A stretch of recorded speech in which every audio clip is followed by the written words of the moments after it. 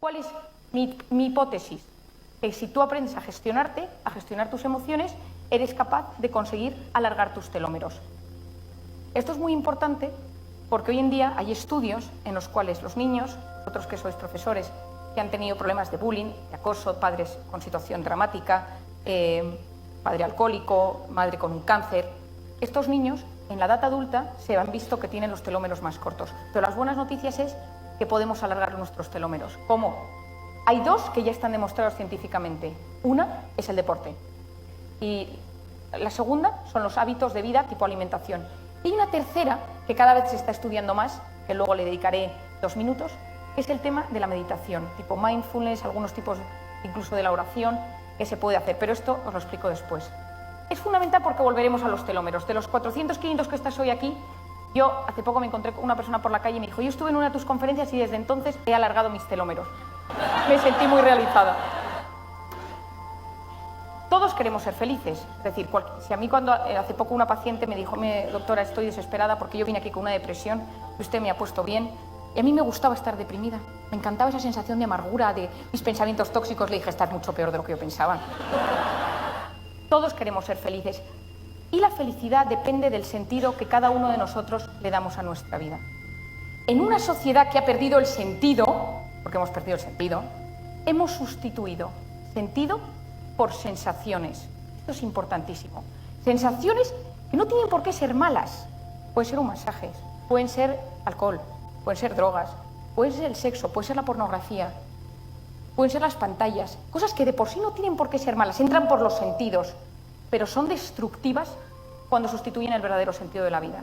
Hoy en día nos estamos dando cuenta, y los psiquiatras y los psicólogos lo vemos sin parar, que la gente con ese vacío existencial lo intenta llenar de cosas, de sensaciones cada vez más fuertes que llevan a romperse por dentro, y es cuando uno llega al psiquiatra. Yo digo que el siglo XXI tiene una nueva droga, que es la drogodependencia emocional. Necesitamos emociones cada vez más intensas para activar los circuitos de motivación en los demás y en nosotros mismos. Estoy segura que como profesores me diréis, ¿no? Si alguno lleva muchos años dando clases, lo difícil que es hoy en día arrancar la motivación de los alumnos. ¿Por qué? Porque su cerebro se ha acostumbrado a estímulos cada vez más potentes y solo arrancan si reciben ese tipo de emociones o de estímulos. Es decir, en general, yo suelo decir que estamos en una sociedad en la que se consume rápidamente sin reflexionar sobre lo que consumimos. Sea información, sean noticias, sean comida. No nos enteramos. Una noticia terrible, todos pendientes de esa noticia, 3 días más tarde otra.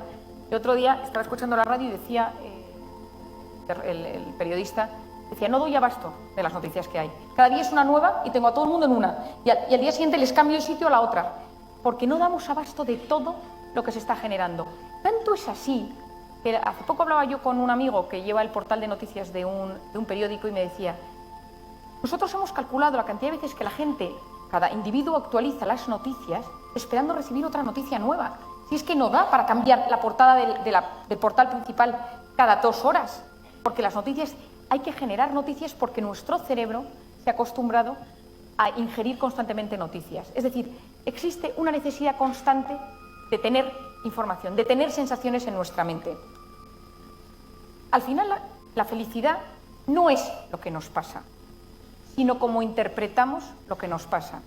Depende de cómo yo decido ver esa realidad. Y ahora os explicaré según qué criterios esto sucede. Y al final, nuestra única manera de conectar, de ser felices, es conectar con el momento presente. El 90% de las cosas que nos preocupan nunca jamás suceden. Pero nuestra mente y nuestro cuerpo lo viven como algo real. Yo siempre digo que la felicidad consiste en vivir instalado de forma sana y equilibrada en el presente, habiendo superado las heridas del pasado y mirando con ilusión al futuro. Los que viven enganchados en el pasado son los depresivos, los resentidos. Los que viven angustiados por el futuro son los ansiosos. Depresión y ansiedad, las 2 grandes enfermedades del siglo XXI. Si tú le preguntas a alguien qué le preocupa, te habla de algo que ha pasado, de algo que podría pasar. Nos hemos olvidado de conectar con el hoy y ahora y solo tenemos capacidad de funcionar, de sacar nuestro mejor yo ahora mismo. Y esto es fundamental, que sea segundo, primero los telómeros, segundo esto. Si ahora mismo suenan las alarmas y se oye y empiezan a sonar por todas partes las alarmas, todos nosotros nos empezamos a agobiar, nos levantamos por el pasillo principal, por el pasillo lateral, intentamos, no sé si por aquí detrás hay alguna puerta, alguien se subiría al escenario. ¿Por qué? Porque ante una alarma, ante una amenaza, en nuestro cerebro, en la hipófisis, sale una señal de alarma, llega a las glándulas suprarrenales y aparece un personaje brutal de nuestras vidas que hoy no os vais a olvidar jamás, que se llama el cortisol. El cortisol es la hormona de las alertas, de las amenazas, del susto y también de la supervivencia. Es fundamental, porque si no tuviéramos cortisol diríamos, vamos a ver cómo se quema el auditorio de Retamar. O sea, que ese cortisol es clave. Nos levantamos, salimos todos corriendo, llegamos a la puerta con taquicardia, con esa típica sensación de susto. Y viene alguien y nos dice, no os preocupéis, perdonad el susto, es que estamos arreglando las alarmas, no habíamos caído que había gente en el auditorio, podéis todos volver a vuestro sitio. 10 minutos después, yo subo al escenario y cada uno vuelve a sentarse en su lugar. Ninguno, fisiológicamente, se encuentra igual que hace media hora, porque ese pico de cortisol tarda varias horas en volver a su estado original. Analicemos, ¿qué ha hecho ese pico de cortisol? Lo primero que hace es llevar la sangre a los músculos. Por eso en ese momento, si yo tenía hambre, me olvido del hambre, porque la sangre que está alrededor de los intestinos se va. Yo, si salgo corriendo, lo último que necesito es un bocadillo. Si yo salgo, me voy fuera. Se me dilatan las pupilas, empiezo con taquicardias para que la sangre bombee a todo el cuerpo, pero empiezan a pasar muchas más cosas en el cerebro. En la corteza prefrontal, que es la zona delantera dedicada a resolver problemas, una zona en la que hoy vamos a hablar un par de veces más, esta zona sube el flujo de sangre momentáneamente para que yo vea la salida y no me bloquee. Cuando una persona gestiona mal sus emociones, de repente se bloquea y no sabe dónde está una puerta. Y eso por eso es tan importante que uno se conozca. La grasa de las células sale para que yo tenga energía, igual que el azúcar, y empieza todo un metabolismo de azúcar y de grasas. Imaginaros que dentro de un año volvéis a tener un evento como este y volvéis a esta sala, a este auditorio, y alguien que está por en medio dice, yo casi que me pongo en la última fila, en la punta, por si pasa algo, y empieza como a revivirlo, esa típica sensación de angustia cuando uno está en un sitio en el que no se siente bien. Solo con pensarlo se eleva la misma cantidad de cortisol que cuando eso fue real. Mensaje fundamental para vosotros, para vuestros alumnos, para vuestros hijos. Mi mente y mi cuerpo no distinguen lo que es real de lo que es imaginario. Tanto algo que sucede en verdad, si me aparece ahora mismo aquí un león, como que yo me empiece a imaginar dando la conferencia y se aparece un león, mi cerebro segrega la misma sustancia. ¿Por qué es esto tan importante? Porque si el león es de verdad, yo salgo corriendo y todo lo que yo he activado en mi organismo sirve para algo. Pero si yo estoy sentada en mi casa pensando, si me echan del trabajo, y si no llego a fin de mes, y si mi marido me abandona, y si mi hijo tiene una enfermedad, y si yo estoy segregando ese cortisol, no estoy haciendo nada al respecto y llego a un estado que yo denomino intoxicación por cortisol. Esto es así. El cortisol es una hormona cíclica. Por las noches es bajita, está en su pico más bajo, y a las 8 de la mañana llega al pico más alto. Y esto, cuando funcionamos bien, esto es así. Para que podamos dormir, el cortisol tiene que estar bajo. ¿Qué pasa cuando yo estoy intoxicado por cortisol? Empiezan a surgir cambios a 3 niveles. A nivel físico, me empieza a caer el pelo, me tiembla el ojo, se me duermen las manos, taquicardias, sudoración, pellizco gástrico, opresión en el pecho, síndrome de colon irritable, empiezo con alteraciones gastrointestinales, el típico reflujo pesado, vértigos, a veces tengo los ruidos en el oído, el tinnitus, empiezo con contracturas musculares, la articulación temporomandibular de aquí es que empieza a tensarse, por eso hoy en día casi que se regalan las férulas, todo el mundo duerme con una férula de descarga. A nivel físico mi cuerpo empieza a alterarse. Y os voy a explicar una cosa que es compleja, pero lo voy a explicar de una manera para que lo entendáis. El cortisol, la pastilla que nosotros tomamos o que alguna vez habremos tomado, la dexametasona, la cortisona, etcétera, es un potente antiinflamatorio, porque todas estas medicaciones relacionadas con la cortisona son muy buenos para desinflamar el organismo. Cuando uno está intoxicado, el cortisol, cuando yo estoy ante una alerta, todo mi sistema inmunológico se pone en marcha para defenderme ante eso que sucede. Pero si yo estoy constantemente intoxicado por cortisol, el cortisol vira y su sistema pasa a actuar de forma contraria. Las células, en vez de ser antiinflamatorias, el cuerpo pasa a inflamarse. porque el cortisol impide que mi sistema inmunológico funcione bien. ¿Qué significa esto? Que de repente tengo todo tipo de inflamaciones, artritis, gastroenteritis, amigdalitis, todo lo terminado en itis.